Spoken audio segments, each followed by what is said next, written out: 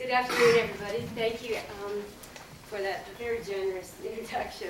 And it's a pleasure to be here. It's always wonderful. This is one of the meetings over the course of the years that I so look forward to, is the Honoring Nations Advisory Board meeting. Many of you know that for several years I had the privilege of serving as the Executive Director of the National Congress of American Indians, and as Andrew said, have now gone on to do some work in the field of philanthropy.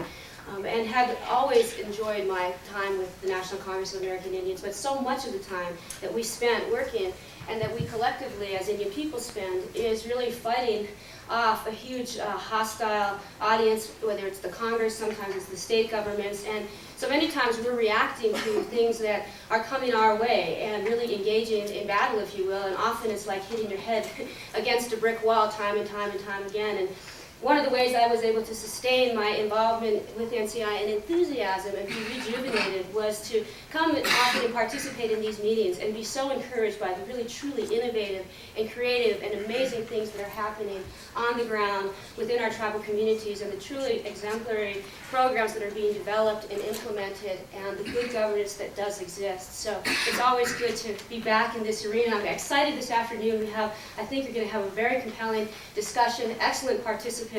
And I thought the way we get started this afternoon is just ask each of the participants to briefly introduce yourselves, your tribal affiliation, and maybe a sentence or so about the program that you're with, and then we'll start off with some dialogue around some difficult questions. Maybe Beth, if you would start. Okay. Good afternoon, everybody. Is that on? Yes. My name is Beth Janello. I'm the Environmental Director for the Pueblo of Sandia here in New Mexico. And we have water quality standards, which we won an Honoring Nations Award from in 1999. And I'd like to invite everyone to come to the Pueblo tomorrow and view our Bosque restoration, our Rio Grande restoration project. And what's that? You really have to yell into this thing. Oh, okay. I'm sorry. Turn it back on. Can everyone hear me? Talk You're real on. close. You have to yell a little bit. Yeah. Turn it back. As I was saying, I'd like to invite everyone tomorrow to come down to the Pueblo of Sandia and view our river restoration project. We have been an very active participant in trying to protect the Rio Grande, and we've had definitely some problems working with our federal trustees, certainly the EPA. We're trying to educate them and trying to get help from them and from the state of New Mexico to protect the river, but it's not always an easy task, and I hope today that I can share with you some of the things that we have learned and answer any questions you may have about protecting your own waterways. So with that, thank you very much for this opportunity. I appreciate being here, and I look forward to you coming out tomorrow to the Pueblo of Sandia. Good afternoon. My name is Aaron Miles. I'm from the Nez Perce tribe. I'm a tribal member, and I work for my tribe as a Department of Natural Resources manager. I've been on the job for a little over 2 years now, and it's been very interesting, learning a lot, and I think it's exciting to be, to work for your own tribe in investing, and so coming back home was a good thing for me. My background is in forestry. I graduated from University of Idaho in the fall of 1995, and I worked for the other school, Washington State University, for a couple of years as a tribal liaison in the provost's office. So there's a lot of neat experiences I'm excited to share with you.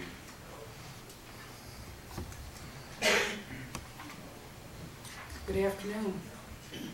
My name is Dodi Chambers with the Grand Traverse Band of Ottawa and Chippewa Indians in Michigan. And the project we had gotten awarded for was for planning and development for our tribe. Our tribe had never had a planning and development department, so I was part of the initial setup of the planning and development department.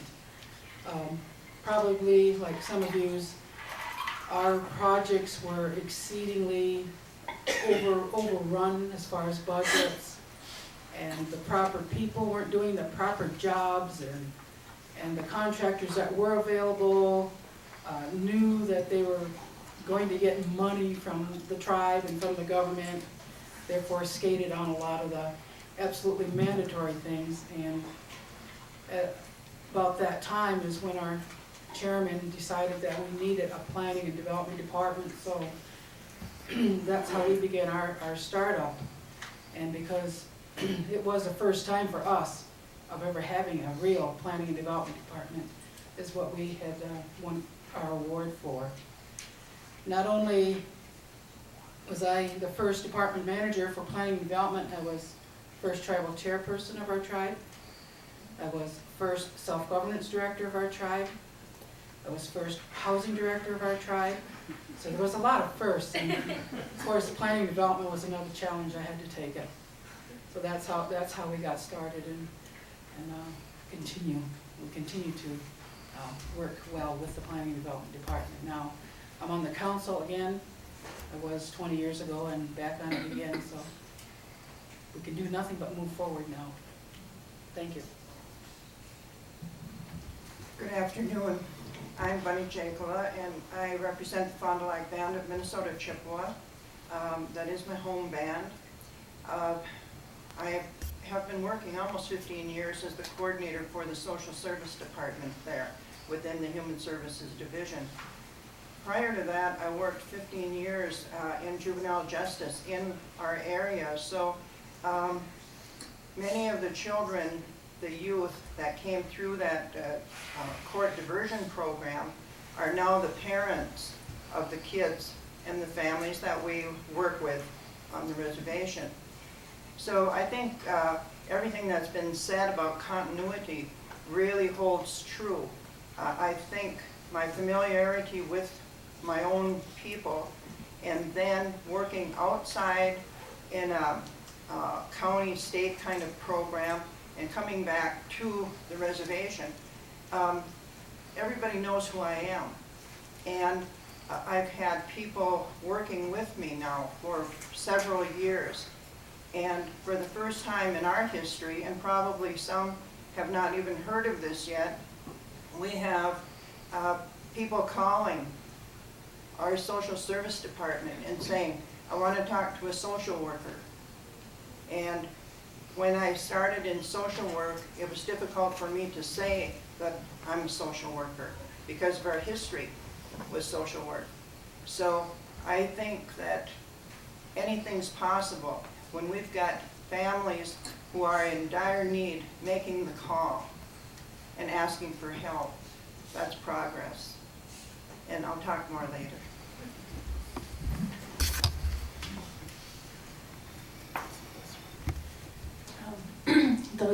My name is Bernelda Grant. I'm San Carlos Apache, and I work for my tribe as the tribal archaeologist and director of the Historic Preservation and Archaeology Department, and I work closely with the Elders Cultural Advisory Council, who I'm with here at the symposium. I primarily work with national, state, and tribal legislation on cultural resource management, and work with the Elders Council on language and community education projects on cultural resources.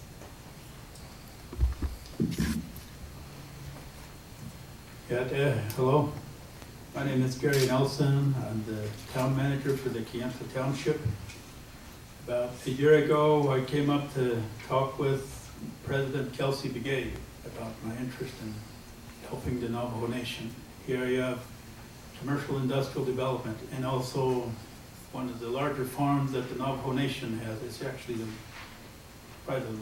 only real large farm they have, and it's one of the largest farms in the nation, and that's the Navajo agricultural products industry.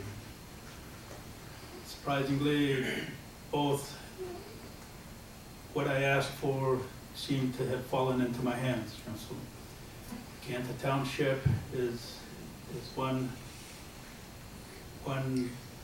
something that I've really desired to assume, to contribute in that area, but also in other areas. The township was awarded and recognized also probably a year, 2 years ago. And since that time also, we've made great progress. We're doing new developments. We're currently going to build a 40,000 square foot office building, also 100,000 plus square foot of new shopping center. We assessed the township for need for new office space as well as the market area to see just what kind of population existed within a 50 miles radius or up to 75 miles radius. We found that there was like 40 to 50,000 people that resided within that kind of distance from the township. And so with some of those numbers and knowing where some of the people shop, we determined a need, that we could probably easily support another shopping center or additional services that currently aren't there. So the challenge is there, and we're also pressing to really begin to make some legislative changes. Navajo tribal law as well as federal law. Laws that currently are in place that prohibit our growth.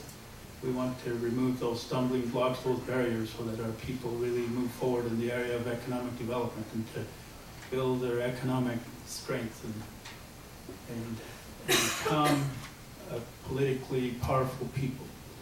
I guess our vision and our understanding is that as long as our people are poor, they're not going to have the sovereign strength or the economic strength, or be in subjection to other powers, dominant governments, other races, whatever you want, but really economics has a lot to do with our sovereign rights and the power that's going to come behind us. Thank you.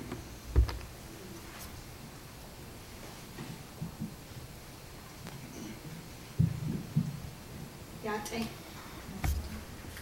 For my people, shades, I mean, Shnon Kachini, Bashichi, Ashihi, the Shinaledo, Tobaha, Dashichi.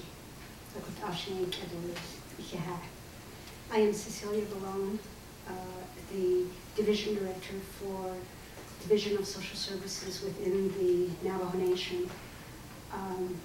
We have a project, the Navajo Child Special Advocacy Program that was recognized in year 2000 for serving children who are victims of sexual abuse and working with their families, providing family-centered services, and also applying cultural and traditional approaches to providing the services, and for collaborating with the many resources that are necessary in order to help heal children and families. My mother had always said, and my elder had always said that I was a current leader. I didn't really think that they meant, being before people, but eventually I was going to come before people, and I had to watch what I say, and I had to pick my words carefully. I never really knew what they were talking about until I started to work with child sexual abuse. And it's something that many of us deny that it exists, but on the Navajo Nation, I feel like it's something that we have acknowledged that it does exist. And it's not so much talking about the existence of it, but the language by which you talk about it, within the Navajo Nation. And that was a challenge. And as somebody had said earlier, that when you become recognized and you receive an honor, that just, gives you a greater challenge. And we've taken that challenge, and that this program is only a part of a larger system, the social service system, that involves a lot of other social and behavioral issues. And I have taken on that challenge, and my boss, the president of the Navajo Nation, has made it a priority. And having to have the Navajo Nation Council acknowledge that has just been a tremendous challenge, and it's something that I'm very honored to be a part of. And we will talk further about some of the issues that we have encountered in getting to meeting that challenge. And I would like to say thank you to the Harvard Honoring Nations program for acknowledging that there are many, many good things happening out there among our people. And I would like to honor all the programs that are up here that have been recognized and all those who have gone before. They have set the standards for us, and for us with the Navajo Nation, we're, pretty encouraged for our people. Thank you. Thank you to all of our participants as well. As you can tell, of great diversity and experience, and I think will give way to some really provocative dialogue for this afternoon. I want to concentrate and ask maybe you to respond on part of the title of this panel, the politics of change. And I think, change is, it's difficult, implementing change, creating change and then implementing change comes with lots and lots of challenges. The old saying that everybody wants to get to heaven, but nobody wants to die, I think has some meaning as we try to think about pushing boundaries and changing ways and meeting challenges. So as we talk about the politics of change, I think, and in what you have experienced in developing these programs and implementing these programs, and certainly as we talk about some of the components in creating successful programs and examples of good governance, you might talk about some of those components that have contributed to the positive creation. But in so doing, I would encourage us to really speak candidly about some of those barriers. As I reminded myself of the programs, I was struck by some of the tremendous challenges. Sometimes our own tribal communities, our own tribal governments, challenges of tribal politics, dealing with hostility and misconceptions and even overt racism in outside communities, dealing with federal regulatory or state regulatory schemes that are in place that for years and years and years have been oppressive, and trying to break those down and create partnerships. So it's a tremendous amount of challenges that we certainly do have. And so maybe I'd ask Dodi, since Dodi, you have served as a tribal council person in a variety of capacities with your tribe and now with this program, if you might start us off in dialogue and ask folks to weigh in and talk again about some of those specific barriers, how those barriers are broken down in getting through the first phase, which is creating successful programs. Well, I think for our tribe specifically, our tribe is federally recognized only for 20 years now, 21 or 22. But we were Indians in the community and in the area, and we're dwindling. Like may have been only about 10 families left in the 1960s. So the outlying area people, the county people, the state people, the townships, didn't want to recognize us as a government. And even to this day, they don't think we have the kind of government that the government they have. So that was one of the big barriers, was once we became recognized, once we start getting federal dollars into our tribe, once we were available to offer even our 2% monies to the area townships and county people, we still have a little problem with them wanting to recognize and acknowledge that we are a government and we can have our own sovereignty and provide our people with our programs the way we want to. They still don't want to acknowledge that, and we're still not quite as good as they are. That continues to be a smaller problem. It was huge, 10 years ago even, but today it's a smaller problem, but it still exists, and we are still not 100% people when we go into town.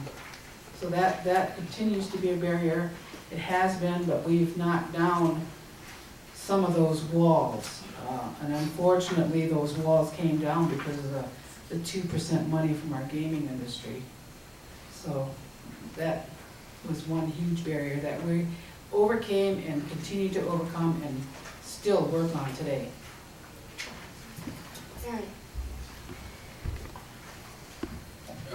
Some of the barriers that I see, the internal things, like that, me as a manager interfacing with the policy people, the elected leaders, getting on the same page as them is quite difficult, I think. And when you look at the different values, when you look at the diversity on the council, you have those who have just come out of this post-era of the BIA running the show, and so the institutionalized thinking is this is the way it's always been done, and it will continue to be that way. And then I think some of the younger generation that I interact with, it's more of how do we relearn the value system that was in place before pre-European contact? How do we gain a better understanding of protecting the resources that contribute to our culture and way of life in that context? And so that's one of difficulty, because right now the tribes aren't really, when you look at it, our tribes were forced into this era back to really become American citizens, to become this equal. But now I think tribal members now in this new age are really trying to, how are we going to be different? We want to remain unique among the American citizenship, and our right to remain unique. And sometimes the things that we do are quite un-American, our way of thinking, the way we do things, and it's unintentional. And how do we, as Indian tribal people, begin to implement something like that? But we still have to get on the same page, seem like internally, before we can address those problems.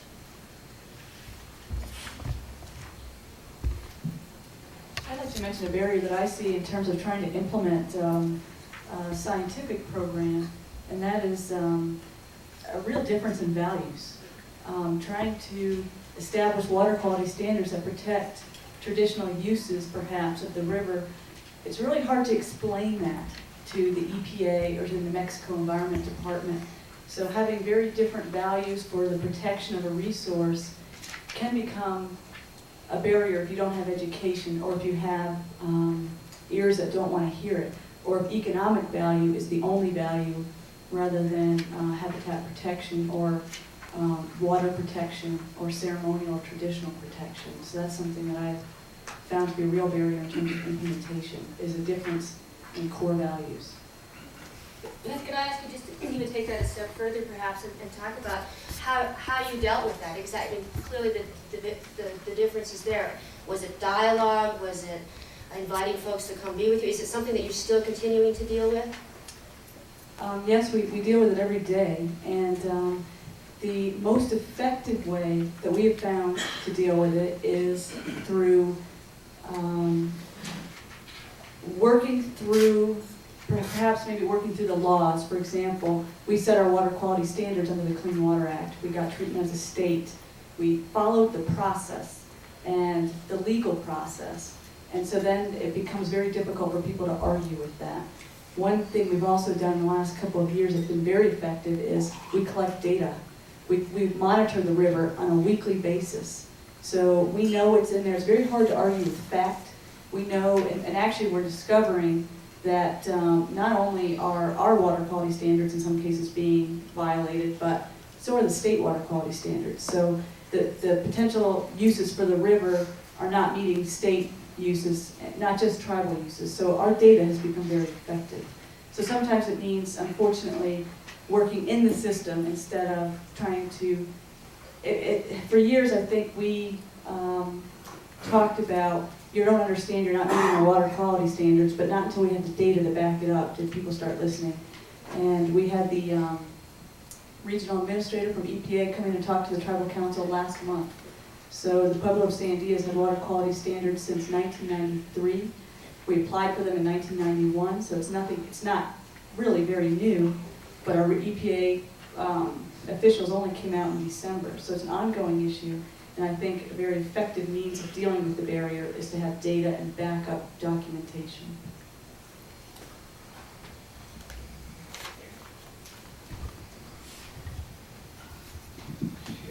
Okay. I'll speak to you more in the area of business and economic development. Kayenta Township, the community of Kayenta, the town commission, having gone through all the normal process for organizing itself into a township structure and doing all the necessary planning, master planning, and preparation to really do economic development and then entertaining new businesses and to go through the process of this local review and local approval, exercising this local governance. What we experience is that we still have a barrier in the way, and it has to do with the existing law. There comes a point that the law, the structure, the current law is really prohibitive and it must change, and that's really what we're experiencing. Listening to the business associations or the community, what they want, their desire, they want the economic freedom just like any community outside the Navajo Nation. The ability to gain equity, value in their businesses, the ability to sell that business or to utilize that leasehold interest to leverage capital. All those things are prohibited under existing law, and it's really come to a point we have to say no more. If our people are going to prosper, this law is not allowing it, and so that's where we're at. And we are currently involved with the Navajo Nation Council, really some of the attorneys and economic development committees and divisions, entertaining a new regulation, new ordinances that would govern Navajo Nation law from this time forward. The Navajo Nation also has been successful in getting congressional support and in entertaining the idea of forming their own business leasing approval without PIA intervention anymore. But the challenge is that the Navajo Nation must develop these regulations. PIA still has to approve of it to see if it's going to be fine, But in the end, the Navajo Nation can't just duplicate the same law. It's not going to work. So really, what's happening is that they have gone out to the grassroots people, to the local communities. They've asked for input.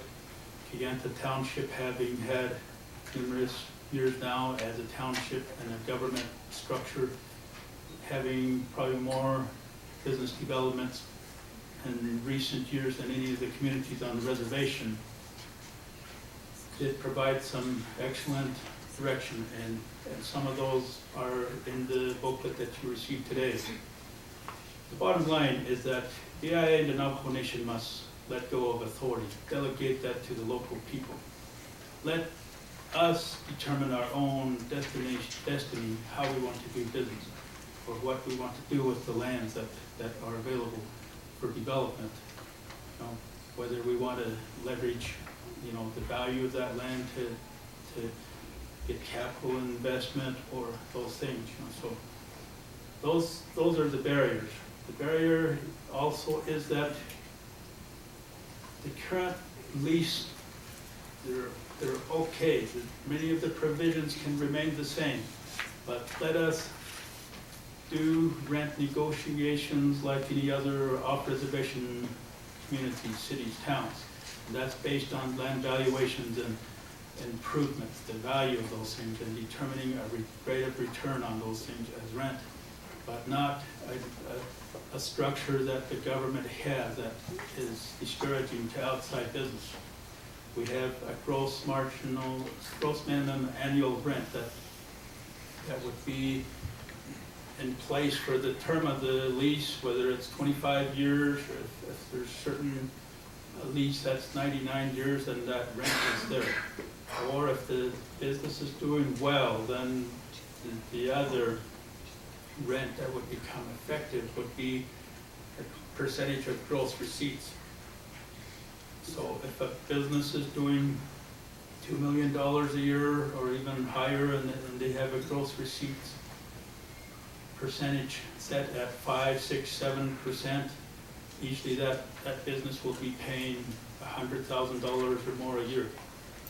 Whereas the value of the land the rental payment, if it was based on land valuation, could be 1/4 that amount or even less. So the more you penalize businesses, we find that they're not going to come out to Indian communities to do business. So our whole mission and focus now is to really to create that environment that is favorable and for business activity, and then that would allow our people and anyone who wants to do business to get into business easily and without much trouble.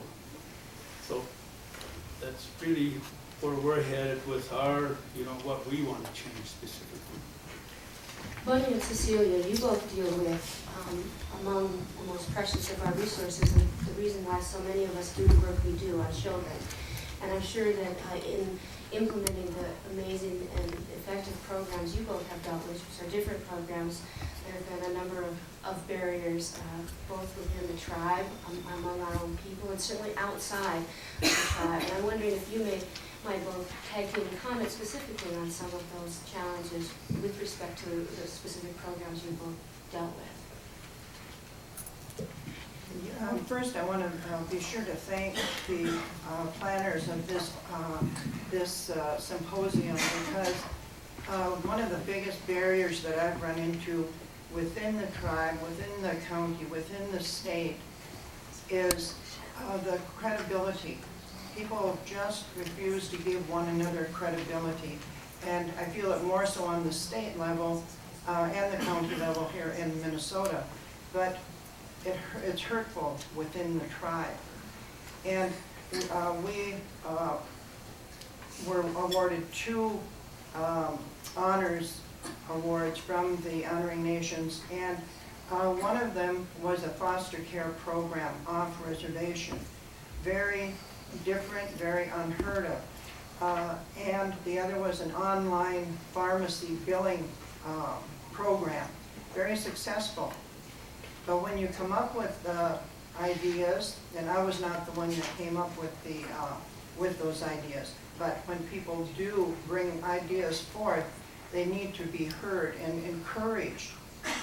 And the way that I've found to combat that is with education, educating the community, educating the other co-workers, educating the county people and the state level, on the state level, wherever. It's a constant education process.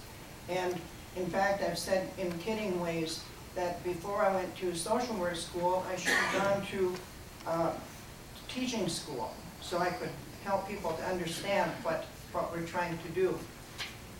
The one thing that I didn't hear mentioned from the leadership perspective this morning was I found that to be a two-way street.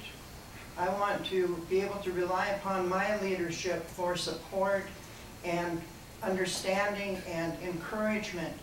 But if they don't know what I'm doing, or if they don't know what people are doing out there, they're liable to react to some things in a different way than if they were fully informed of what it is we're doing out there in the community, out there with the county, with the state, whatever it is. And I think that's very important, especially in a community where you are, this is home. Half the people are relatives and the other ones are in-laws. So, so you need to be sure to, protect your back. And in the way that I try to help the youth, the younger people that I'm mentoring, is to look for that proactive stance wherever you can.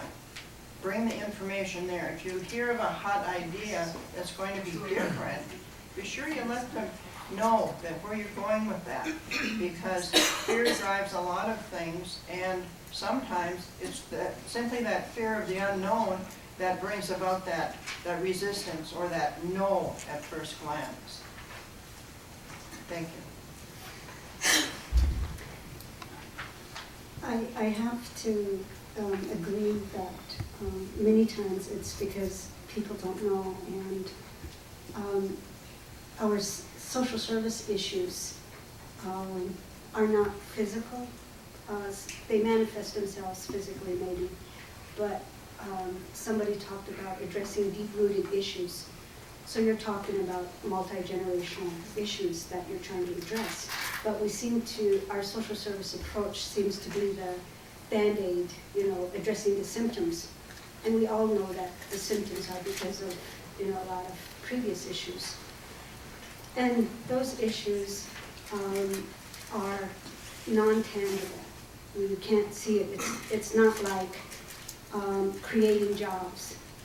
It's one of the most popular programs within the Navajo Division of Social Services is child care centers.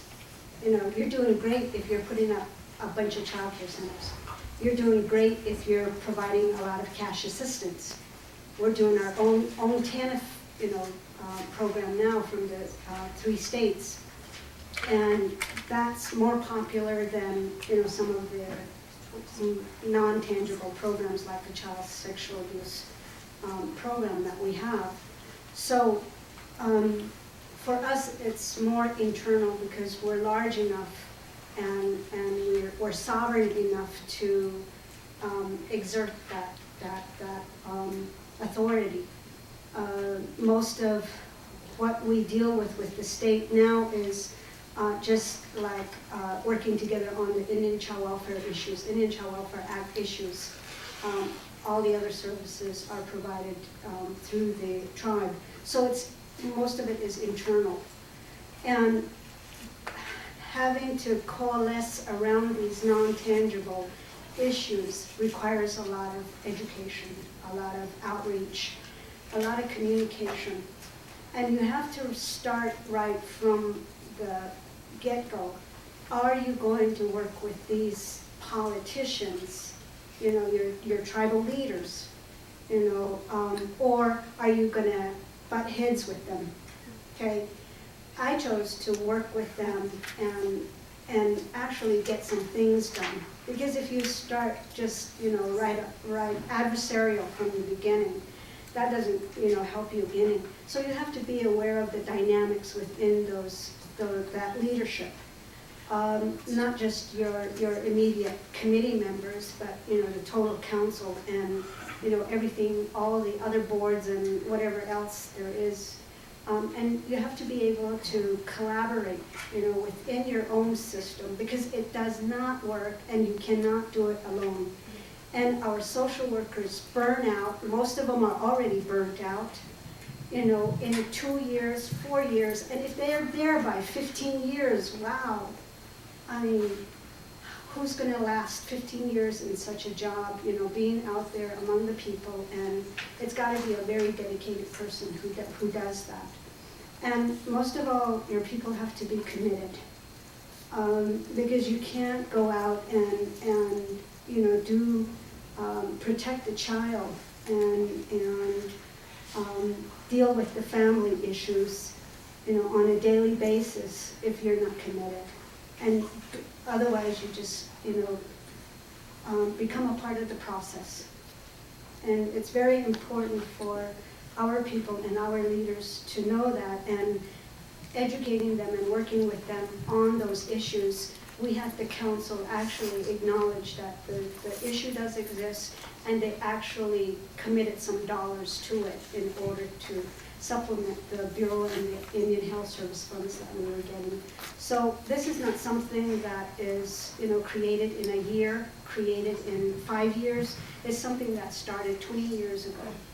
That, the foundations were being laid, and you were really educating on basic issues, and it's coming to fruition, and it has. And we want to expand on that to include all of the social service issues, not just child sexual abuse. Renaldo?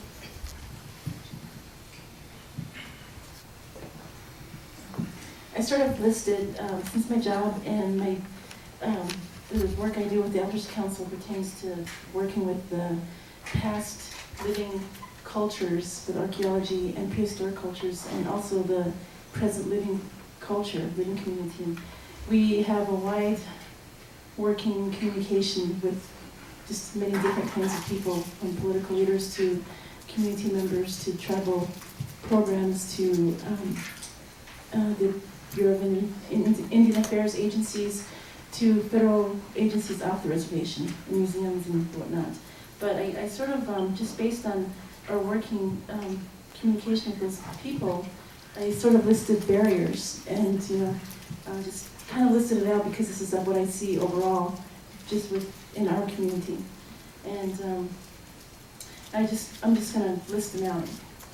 There's a lack of, there's cultural barriers, there's language barriers, there's a lack of self-identity, self-awareness, which kind of leads to lack of respect, and barriers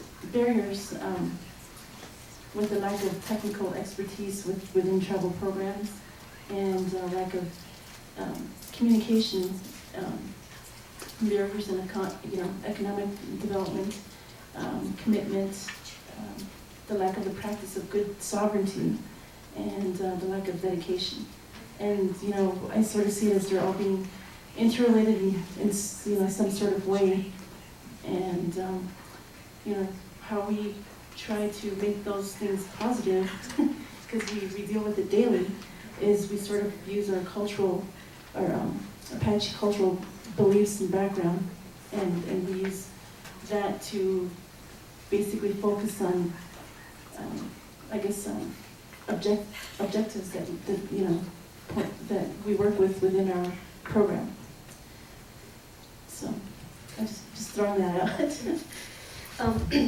Thank you, and I actually want to take this a step further as well.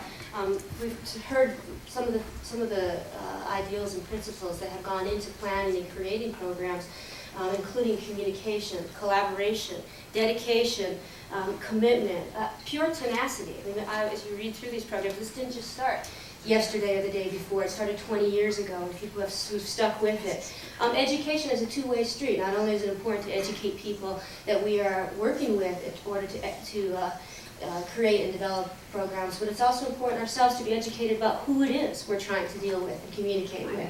And then both qualitative and quantitative. You mentioned, Beth, facts speak volumes. As part of breaking down these barriers and overcoming the programs. So we've created the programs. Some of you have implemented the programs or are continuing to implement the process and probably facing certain challenges in implementations.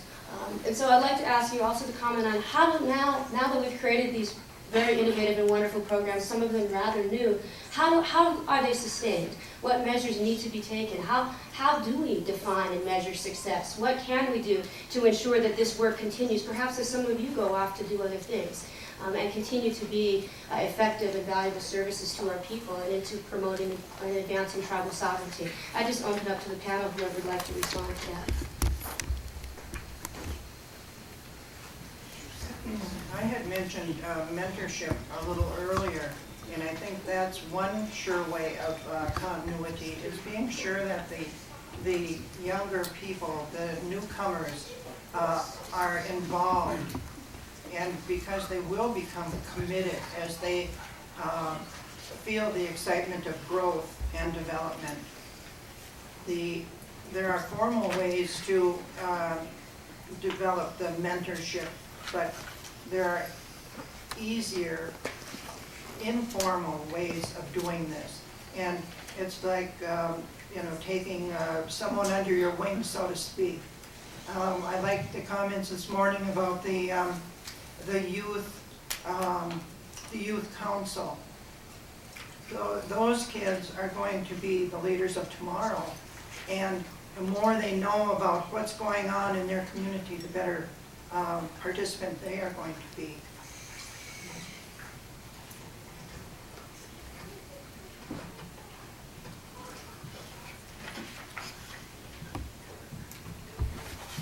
Excuse me, I had to swallow that candy first. I think another way of ensuring that our programs will continue, like this morning, the Grand Traverse Band Junior Tribal Council is much involved, and as we mentor them and allow them to shadow us in our programs, that will help. That's one way of sustaining our programs. Also within our tribe, we have internal program directors training.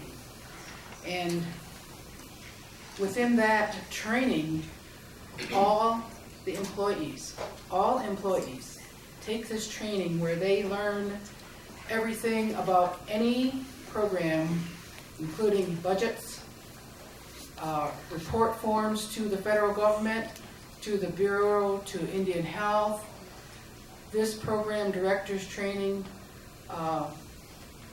could help ensure that when I leave my program, the next person who has learned the exact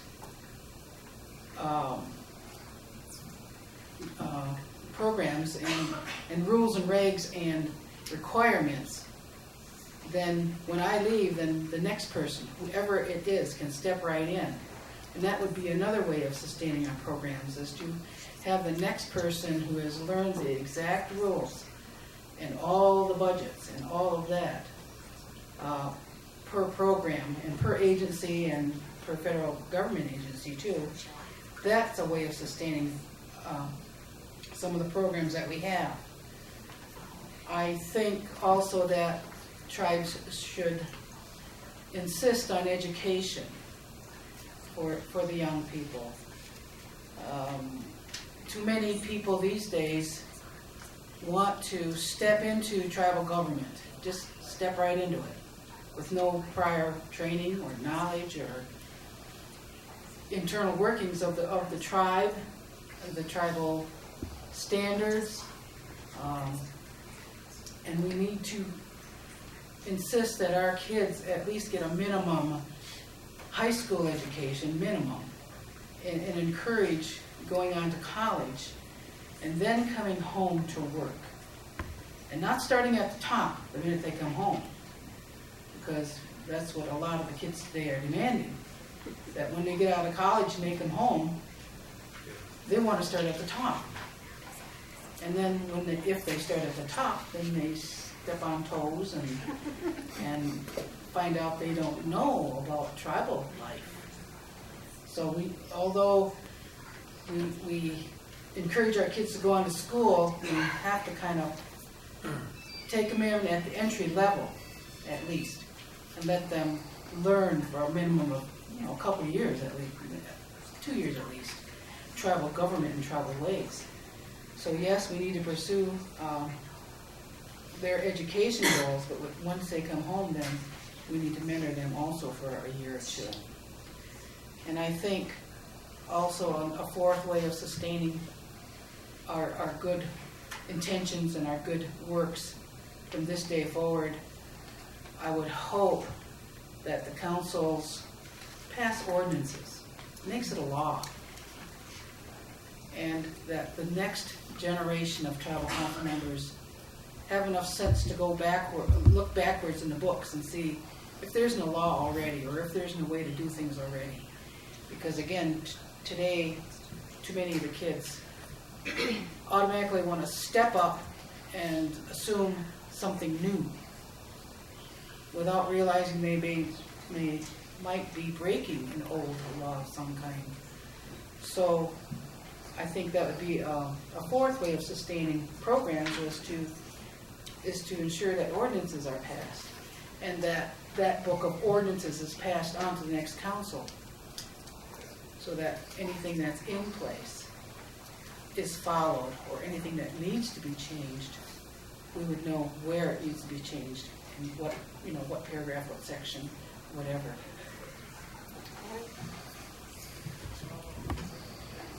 And Aaron, maybe as you address this question too, and I know time is getting short on us here, but we add a little twist to this to actually maybe create a tie to some of the dialogue that took place this morning in terms of continuity of tribal governments themselves as well, and how do the programs that we work with how are they affected? Yeah, some of the things that I've seen with our gray wolf recovery effort is that we're in a totally different arena now, that we not only serve the tribal membership, the general council now, but we also serve the general public. I mean, the state of Idaho citizens now are stakeholders in wolf recovery and wolf management. So now a lot of my duties are to work with the state's entities, and that's a whole new ballpark for the Nez Perce tribe. And it was just recently, in 1980, when I was growing up as a child, we fought the state, the Army National Guard, at Rapid River in the central part of Idaho. The Fishermen's Committee, the state was trying to regulate us, and so when I come back to the tribe, I go a whole 180-degree turn from, not liking the state to having to work with them. And so that was a different thing for me, because my family had been adamant about not liking the state. And so finding common ground is where we're at right now. When you take a look at the Pacific Northwest, we're all in the same battle. What is called a Lord of Yesterday, the ranching, mining, farming, all that. We're all trying to protect our own heritages, and we as Indian people are in the same boat. So we got to find that commonality of how do we build our strengths from one another rather than finding ways to oppose each other.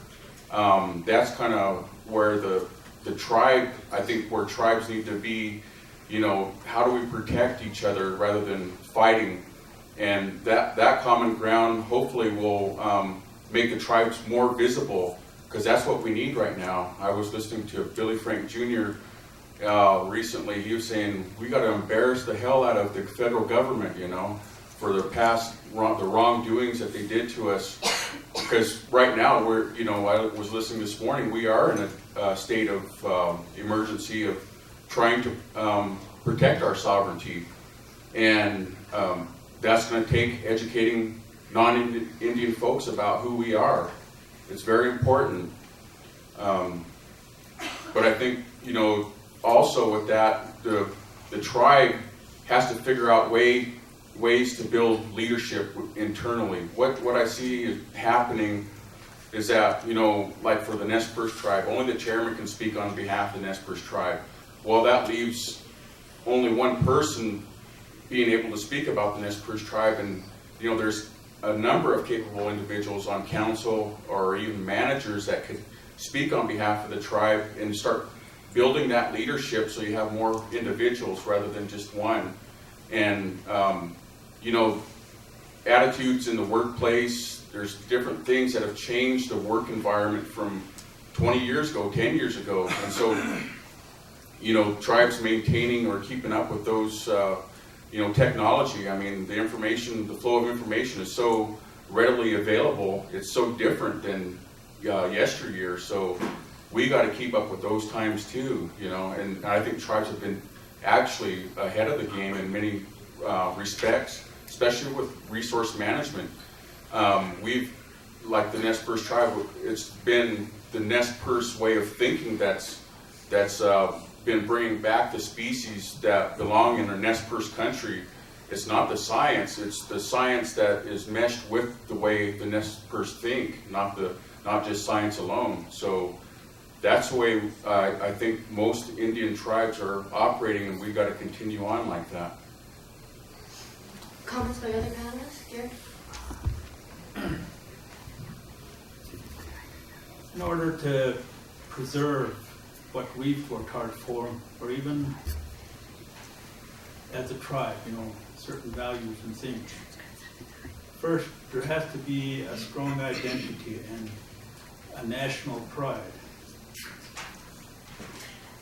It comes probably before you can really say you have vision, commitment, and all those things. I sat next to a Japanese man one time coming back from Chicago, and I began to ask him questions. I started off by saying, the Japanese people as a group are highly intelligent, capable, competitive, almost maybe equal, on par with the white race. What is your philosophy? What do you teach your youth? His answer was fairly short and simple, and he said, we teach them they're better than anybody. You teach them national pride, to believe in themselves. It's the same thing what my grandmother taught me as a youth. She says, having confidence in yourself is a quality trait to have. And so with our youth, all the things happening among them, the violence and the drugs and stuff. And then also I hear the elderly saying our youth don't know our cultural stories anymore. But then it has to go further beyond that, even the elderly, or as a people. What does our culture mean, or what is it? What's the interpretation of those things? Because you can't gain the identity without understanding what it means. And so, that's something I've struggled with all my life. And I've seen my grandmother pray a certain way, and how we're supposed to pray as the Diné. And how she would say certain things to the thunderstorms or things, but she had certain things she would say, and I always wanted to know those things, and I sought and searched myself, and I finally came to realize what it is. And so when you really realize where you fit in the human race, and that you're not inferior, that you have a great heritage, it's a whole new world. It's the confidence that it gives you. That's what our youth need today. And to preserve that, I think the Kayenta Township, we have to build that into the system, the educational system. We have the strong desire at the community level to make for the Kayenta Township to continue. There was great efforts to do away with it, to squash it, to eliminate it. There were strong forces out there that wanted to see it ended. But there was enough community vision, community support that stepped up and fought to keep it. Today, with the new developments, we're looking forward to tripling our tax revenues. And the best way to sell is to show results. I mean, I'm a strong advocate for that. If people see the end product, how the new revenues or what it's paid for, or new developments and new revenue stream, and the kind of new services that the township might be able to help fund. So with that, the organizational structure, the right structures have to be there. There's a stable government. So I think those are some of the components. I'm sure there's more, but I think to preserve something and to build that pride, it will go. And so if we do create this environment for business, and if we do all the other things that help it, we know our people are going to get into business. We'll see them doing business just like any off-reservation community. I'd just like to remind the panelists we're running a little tight on time, so if you have some comments about what it takes to sustain and encourage you to make those comments, and then we'll wrap up and move on along in the agenda. So, Renalda, I think you have. Just real quick, with the lineup of the speakers this morning, I thought it was pretty interesting because I don't think I'm a conference Indian, but I go to a lot of conferences, and I hear a lot of people speak, and I try to sit back and keep my mind open to a lot of things that they have to say. But this morning, I thought the lineup was pretty interesting because it seems like each individual that was up there spoke on elements, well, like specifically Mr. Yazzie and Mr. Lyons, and I apologize, but I didn't get the name of the doctor that spoke during lunch. But they all pointed to elements that make and sustain a leader, and what a leader is, and what a leader goes through. And you don't hear that much, and kind of points back to that self-awareness, the leader, the person who knows themselves and where they're going to go, where they've been, and what they can do. and who they can influence. So I think, you know, something like that was pulled out. I mean, that's what I saw. I don't know if I'm just way out there, but I thought that was really interesting because we need that. You know, we need that.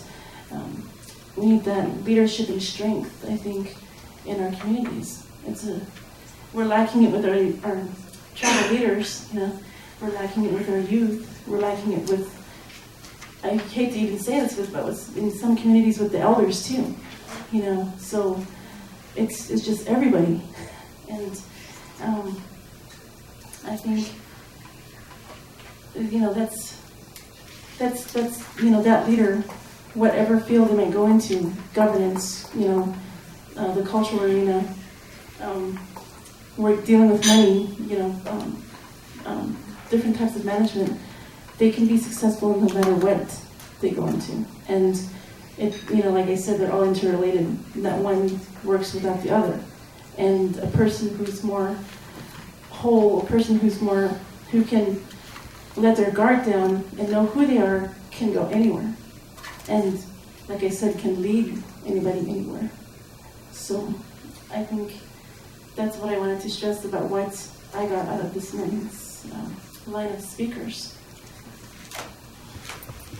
One of the concerns I had as well was when I heard this morning's speakers was leadership, and you know, my concern is that, you know, in today's society, you know, we have to teach our kids, or there's this perception that we have to teach our kids how to be aggressive and get out there and do things, take initiative and direct people to do things, and more of a military type leadership. And you know, I was always brought up to always respect my elders, and you know, those characteristics, you know, to always be last in line, or always offer your help, the humility, the things that servant leadership is really about in Indian country, sometimes don't mesh with leadership in today's corporate world or whatever. And so am I actually, when I teach my young kids, I have 4 kids, am I giving them a disadvantage if I don't teach them those ways? You know, and so those are some of the daunting questions Indian people will be facing right now and in the future. So whose leadership are we talking about? And that's kind of where I'm coming from.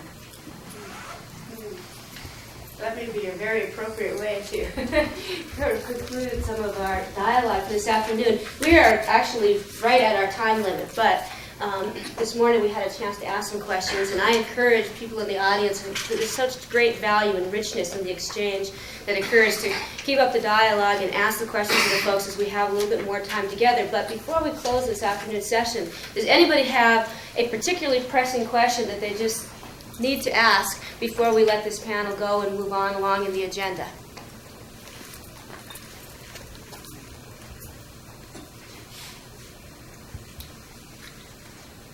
Oh, we could be here all afternoon talking about some of these issues. These are great questions. And again, I appreciate the candor and the spirit of the dialogue among the panel.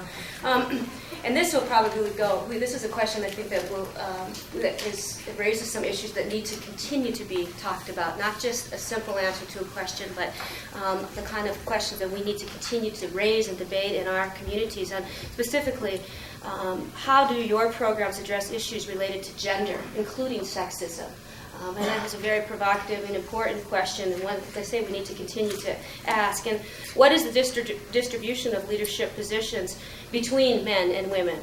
So those issues of gender equity, certainly dealing with issues of sexism, and probably adding to that at some point important questions about racism, both within our communities and the racism we face, as well as various other isms that are challenges to our communities. But in closing, does anybody want to talk about the gender issues with respect to their programs and within the leadership of their programs, whether it's we need more women in excellent, our leadership in this person.